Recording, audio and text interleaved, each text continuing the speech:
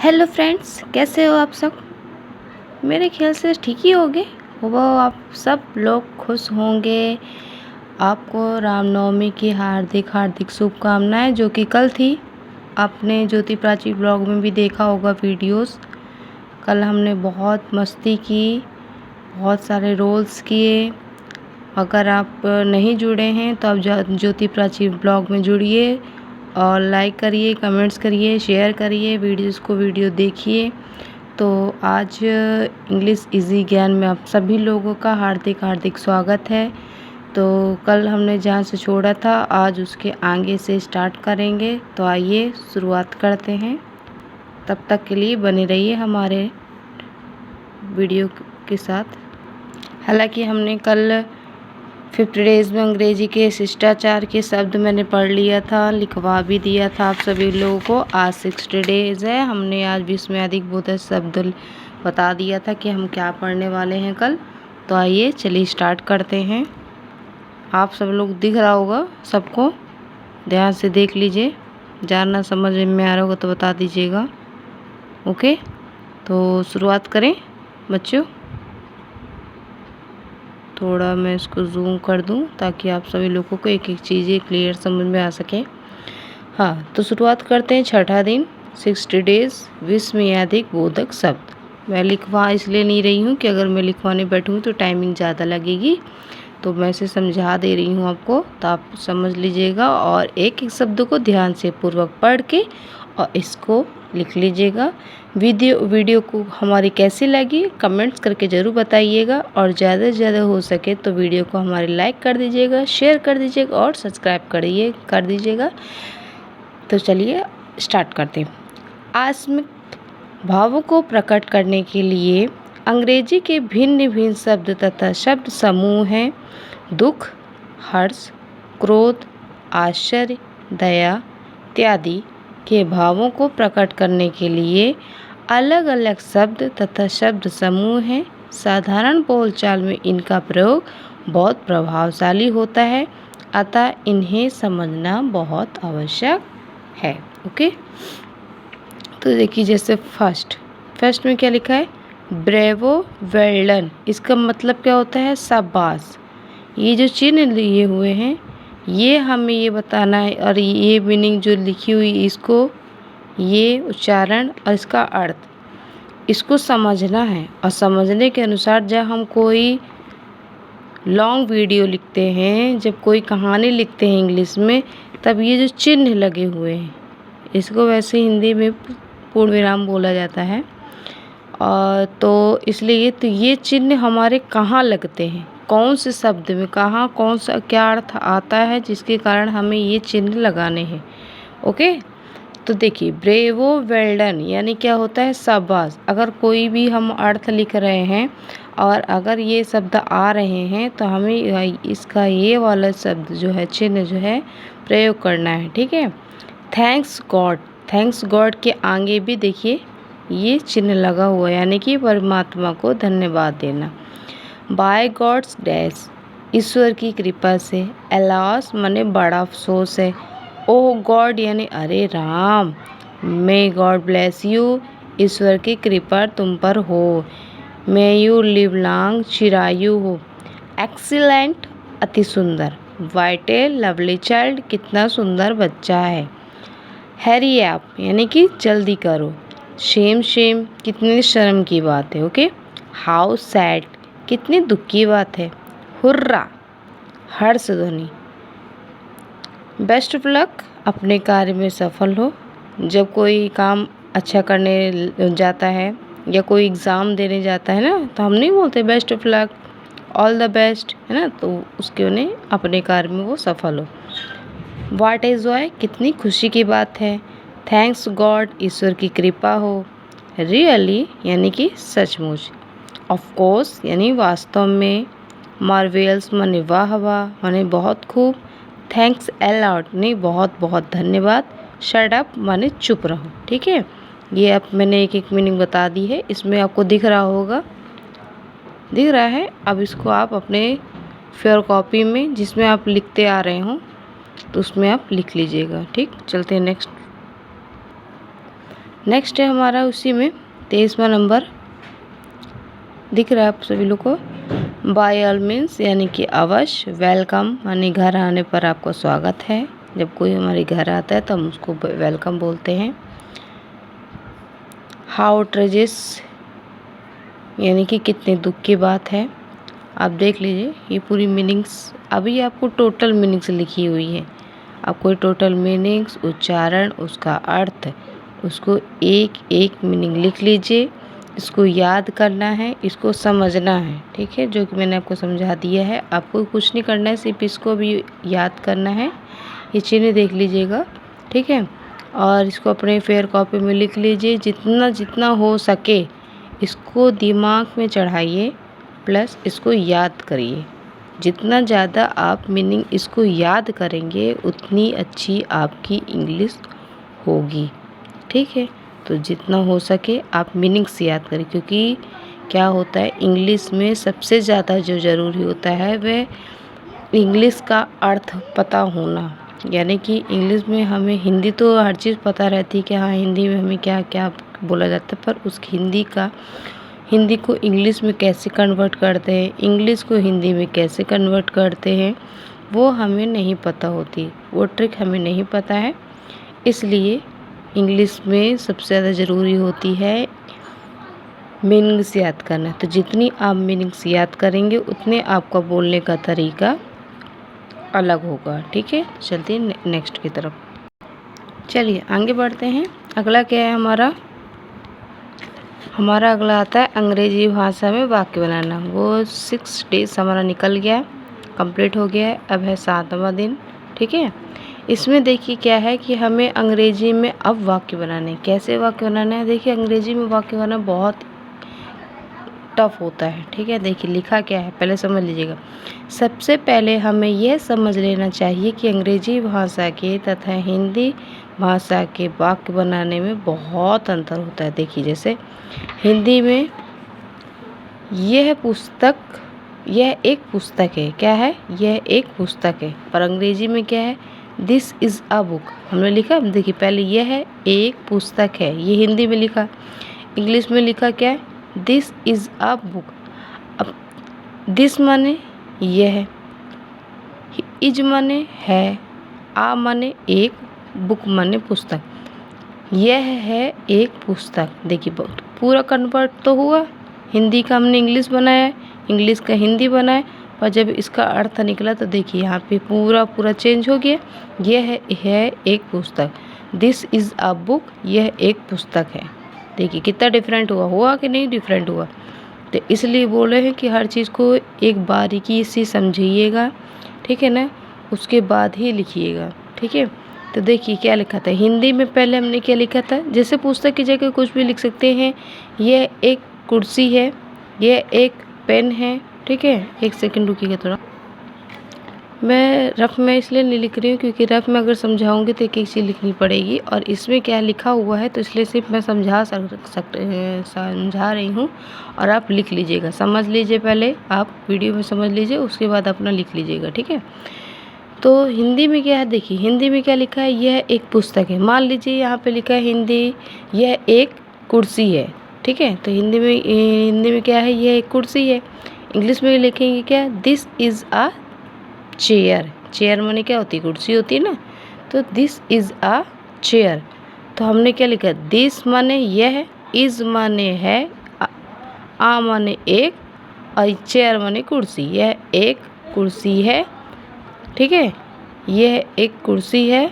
तो दिस माने यह है, इज माने है, आ माने एक, और चेयर माने कुर्सी। यह है एक कुर्सी।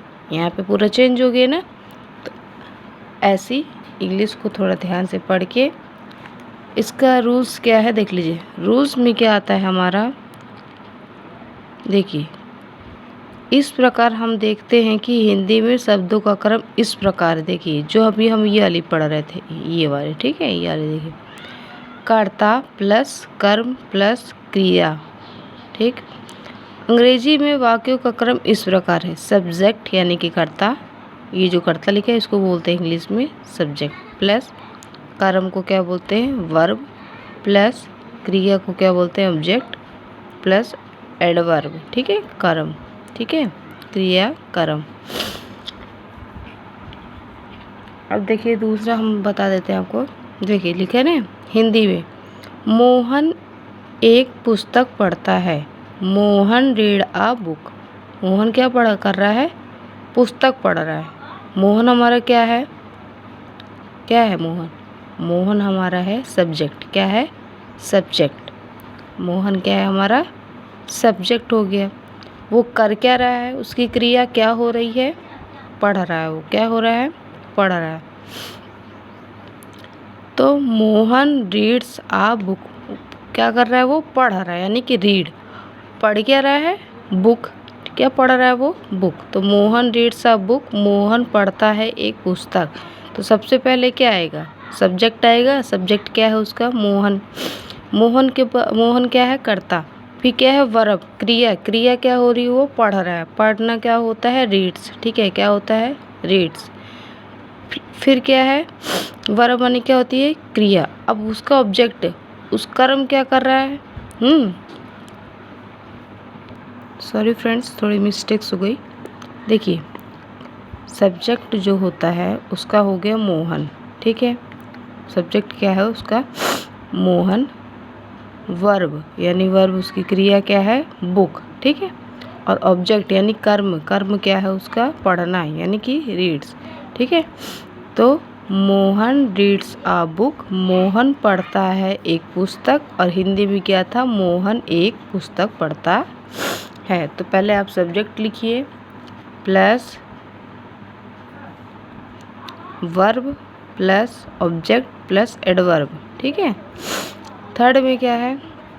ऐसे ही है, समझ लीजिएगा इसको, ठीक है। एक्सरसाइज नंबर 1, नीचे लिखे सब अंग्रेजी के वाक्यों के शब्दों को सही क्रम में लिखो तथा बोलो। जैसे लिखा है रमेश फुटबॉल प्लेस डेली। देखिए क्या लिखा हुआ है कि रमेश फुटबॉल प्लेस डेली, यानी कि रमेश क्या कर रहा है? रमेश क्या कर रहा है? फुटबॉल खेल रहा है। रमेश रोज, डेली लिखा है, रमेश रोज फुटबॉल खेलता है, ठीक है। तो हमारा सब्जेक्ट क्या? देखिए आप लिखे ना, पहले क्या लिखेंगे हम? सब्जेक्ट। सब्जेक्ट यानी रमेश। रमेश, देखिए हम लिख के देखिए पहले क्या है? सब्जेक्ट, ठीक है। सब्जेक्ट क्या है? Plus verb plus object plus adverb, ठीक है। हमने पूरा नहीं लिखा है, आप यहाँ से लिख लीजिएगा। देखिए पहले सब्जेक्ट है, सब्जेक्ट के बाद वर्ब है, verb plus object plus adverb, ठीक है। तो देखिए पहला क्या हमारा? Ramesh football plays daily. तो पहले हम क्या लिखेंगे? पहले हम लिखेंगे रमेश। क्या लिखेंगे? Ramesh.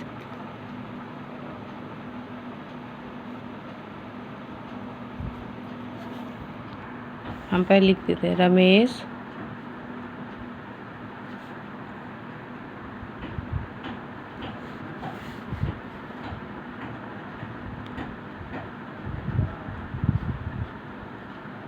Football plays daily, okay. अब इसका आंसर क्या होगा? देखिए लिखेंगे कैसे इसको? पहले हम इसका सब्जेक्ट लिखेंगे। सब्जेक्ट क्या है इसका? रमेश।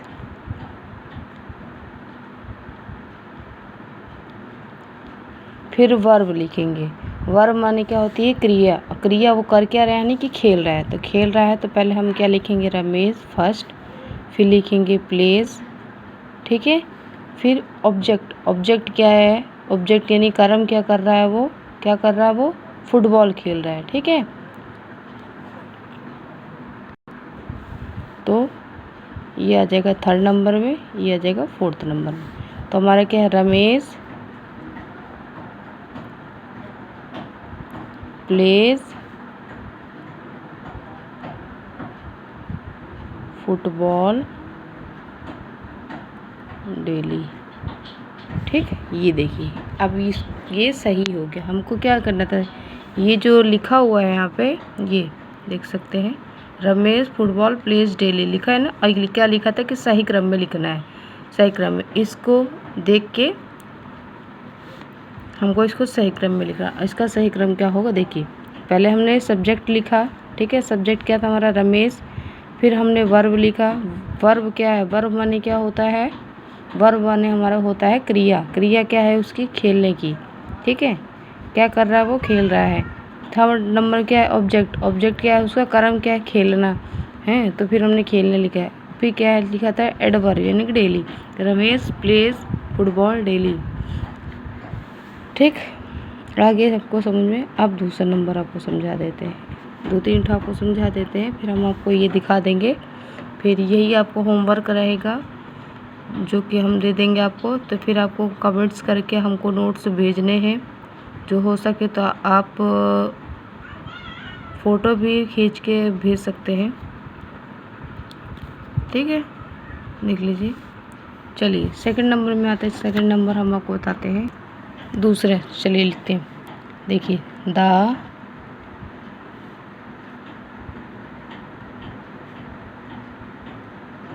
सर्वेंट माई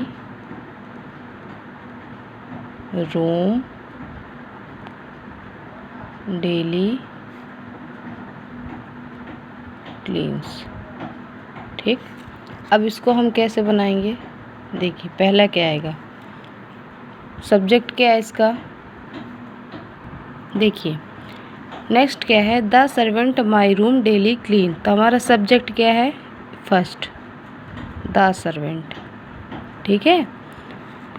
वर्ब, वर्ब माने क्या होता था हमारा, क्रिया। क्रिया क्या है हमारी, डेली की, ठीक है। थर्ड नंबर के में क्या आता है, ऑब्जेक्ट। ऑब्जेक्ट क्या है हमारा, क्लीन, साफ सफाई करना। फोर्थ में क्या है, रूम, मेरा रूम। क्या कर रहा है वो, रूम की सफाई, ठीक है। वही चीज़ हम उतार के लिख दिए हैं। देखिए, the servant daily clean my room, या ये जो नंबर था यहाँ करना था। देखिए, ये फर्स्ट है, ये सेकंड है क्लीन, ये थर्ड है, ये फोर्थ है। ये क्वेश्चन लिखा है ना दूसरे नंबर में, तो ये नंबर लिखे हैं। वही नंबर को हमने यहाँ पे सही क्रम में लिख दिए हैं, ठीक है। ये नंबर मेरे को ये वाले में चढ़ाना था, पर वो इसमें चढ़ गए हैं, ठीक है। तो ये सही है, ये वाला हमारा राइट है, ठीक। अब एक ठो और समझा देते हैं, फिर हम आपको होमवर्क दे देंगे। तो कल आप लोग करके बता दीजिएगा, कमेंट्स करके ज़रूर बताइएगा कि आपने होमवर्क किया है कि नहीं, आप लोग पढ़ भी रहे हैं कि नहीं। थोड़ा कमेंट्स करके बताइए हमको, वरना लगेगा कि हम सिर्फ पढ़ा रहे हैं, आप लोग देख रहे हैं, वीडियो देख भी रहे हैं कि नहीं देख रहे, ये भी नहीं पता हमको। इसलिए बोल रहे हैं कि देखिए, जितना हो सके आप वीडियो को देखिए, लाइक करिए, शेयर करिए, कमेंट्स करके ज़रूर बताइए। जो जो लोग वीडियो को हमारे देखते हैं तो कमेंट्स करके बता दिया करिए कि हाँ हम देख रहे हैं वीडियो, तभी हमको पता चलेगा कि आप लोग देख रहे हैं और पढ़ भी रहे हैं, ठीक है। तो थर्ड नंबर में हमारा क्या आता है, माई कारपेंटर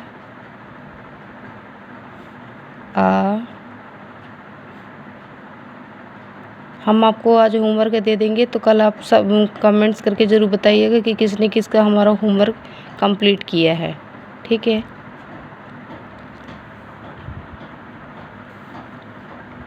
जिससे हमको लगे कि हाँ मैं जो मेहनत कर रही हूँ तो वो वेस्ट नहीं जा रही, वरना ऐसा लगेगा कि जो मैं मेहनत कर रही, इतना पढ़ा रही, इतना समझा रही हूँ, सारी मेहनत जो है मेरी वेस्ट जा रही। तो कम से कम कमेंट्स करके, इतने मेहनत करके हम पढ़ाते हैं आप सभी लोगों को।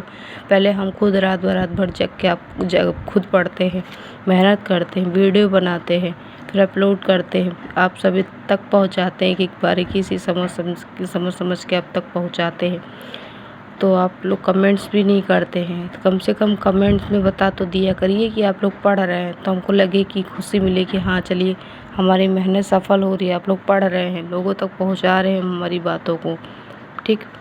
तो आज जो मैं होमवर्क दूंगी आप लोगों को, तो कमेंट्स करके बता दीजिएगा कि हाँ हम पढ़ रहे हैं। और जो भी मैं आज लिख के दे दूँगी आपको, 1 आध 2 ठो 3 ठो लिख के दूँगी, वो आप कमेंट्स में ये जो कैप्चर लिखा हुआ है इसको कैप्चर कर लीजिए, लिख लीजिए, ठीक है।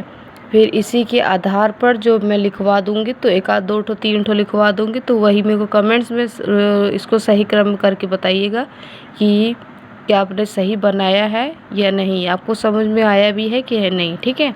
तो 3rd नंबर में हमारा क्या है, माई कारपेंटर आर टेबल मेक्स, ठीक है। अब हमारा सब्जेक्ट क्या है, रुकिए देखिए, हमारा जो सब्जेक्ट है वो क्या है, माई कारपेंटर, ठीक है। जो कारपेंट का काम करते हैं, ठीक है, लकड़ी वकड़ी का काम करते हैं, प्लाई का काम करते हैं, उसको कारपेंटर बोलते हैं। तो माई कारपेंटर ये क्या हो गया, सब्जेक्ट, ठीक है। वर्ब की क्रिया क्या हो रही है उसकी, मैक्स, बनाने की, ठीक है। और 3rd नंबर में क्या आता है, ऑब्जेक्ट क्या है उसका कर्म क्या कर क्या रहा है, वो किसको बना रहा है, टेबल को, ठीक है।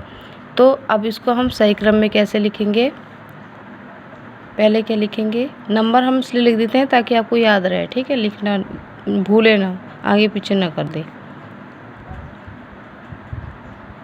माई कारपेंटर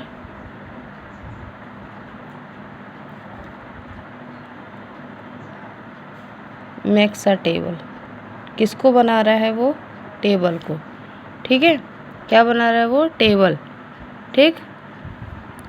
तो अब मैं आपको 3 ठो मैंने समझा दिया है। अब इसी के आधार पर मैं 2-3 ठो और लिखवा देती हूँ, तो वो आप कमेंट करके बताइएगा कि क्या आपने सही समझा या नहीं, सही लिखा या नहीं, आप समझ भी रहे हैं या नहीं, ओके। तो ये आपका होमवर्क है।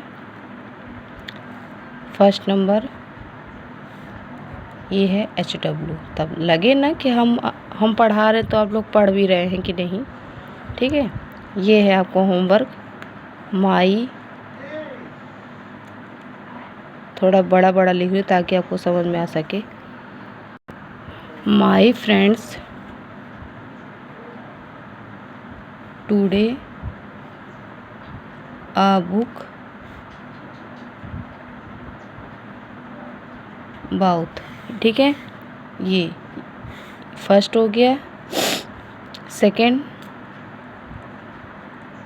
The boy a cup has broken, okay. 3rd में लिख लीजिए, the child a sweet mango eats, ठीक। 4th में लिख लीजिए,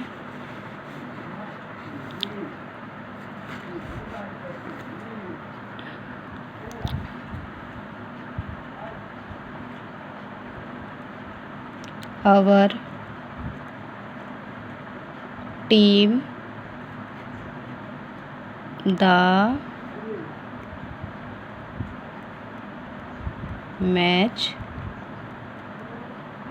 will win। ये 4 ठो दिया है मैंने आपको। अब इसको आप कल करके लेकर आइएगा। लेकर कैसे आना है कि कमेंट्स करके, आपको इस कैप्चर के आधार पर, ठीक है, इसके आधार पर आपको ये 4 चीज़ जैसे मैंने समझाया है वैसे आप कमेंट्स करके इसको सही सही क्रम में लगाना है और मेरे को कमेंट्स करके बताना है कि हाँ मैंने ऐसे ऐसे बनाया है, ताकि मैं चेक कर सकूं। और जब अगर आपका सही होगा तो मैं वहीं पे कमेंट्स में आपको बता दूंगी कि आपने सही किया है या फिर नहीं, ठीक है, ताकि मेरे को भी लगे कि हाँ मैं जो पढ़ा रही हूँ वो आपको सही सही समझ में आ रही है, ठीक है। तो चलिए मिलते हैं कल। अगर आपको समझ में आ रही हो तो ठीक है, नहीं समझ में आ रही हो तो भी बता दीजिएगा कि हाँ हमको मैम यहाँ पे नहीं समझ में है, तो मैं एक बार और कल रिपीट कर दूँगी, ठीक है। तो कल हम पढ़ेंगे आगे, अभी हम नहीं बताएंगे कल क्या पढ़ेंगे, पहले कल आप सभी लोग पहले इसको कंप्लीट करके लाइएगा, ठीक है। बता दीजिएगा हमको कैसे क्या करे हैं आप लोग, ठीक है। ज़्यादा से ज़्यादा हो सके तो आप लाइक कर दीजिएगा, कमेंट्स करके मुझे बताइएगा कैसी लगी वीडियो आप लोगों को, और शेयर को चैनल को हमारे सब्सक्राइब कर दीजिए। चैनल को जितना हो सके हमारे वीडियो को शेयर ज़रूर करिएगा ताकि और लोग भी इससे जुड़ सकें और लोग इंग्लिश पढ़ सकें। ठीक है, तो चलिए मिलते हैं कल, तब तक के लिए बाय, अलविदा दोस्तों, बाय, ध्यान रखिएगा आप सभी लोग।